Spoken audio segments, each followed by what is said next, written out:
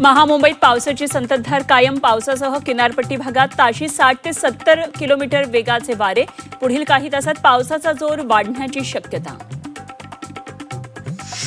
राज्यातील मुसळधार पावसाचा अधिवेशनाला फटका. दोन्ही सभागृहांचं कामकाज दिवसभरासाठी तहकूब. पुराचा आढावा घेऊन मुख्यमंत्री उद्या विधानसभेत निवेदन करणार. पालघर जिल्ह्यात मुसळधार पाऊस. मुंबई अहमदाबाद महामार्गावर ढेकाळेजवळ पुराचं पाणी. महामार्गावर मोठी वाहतूक कोंडी. मुसळधार पावसानं मुंबई पुणे रेल्वे संपर्क तुटला. मंकी हिलजवळ रेल्वे रुळावर दरड कोसळल्यानं गाड्या रद्द. कनेक्टिंग लिंकवरील एक मार्गिका सुरू तर मुंबई पुणे एक्सप्रेसवेवर वाहतूक पूर्ववत.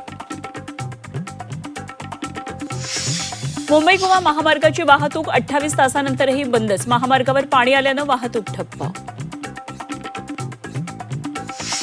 साताऱ्यात वादळी वाऱ्यासह जोरदार पाऊस. वादळामुळे कारी गावातील जिल्हा परिषद शाळेचं छप्पर उडालं. सुदैवानं शाळेला सुट्टी असल्यानं अनर्थ टळला. मुसळधार पावसामुळे इंद्रायणीला पूर. इंद्रायणीवरील सर्व पूल पाण्याखाली गेल्यानं देवाच्या आळंदीचा संपर्क तुटला. नागरिकांना खबरदारी घेण्याचं आवाहन.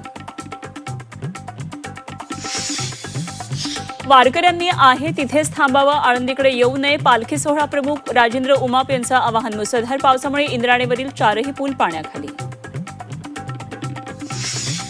अमित साटमान विरोधात मनसे आक्रमक. मुंबईत मनसेकडून निषेध आंदोलन. काल झाडावर होतं, आज मानधलं. विधानाचा निषेध.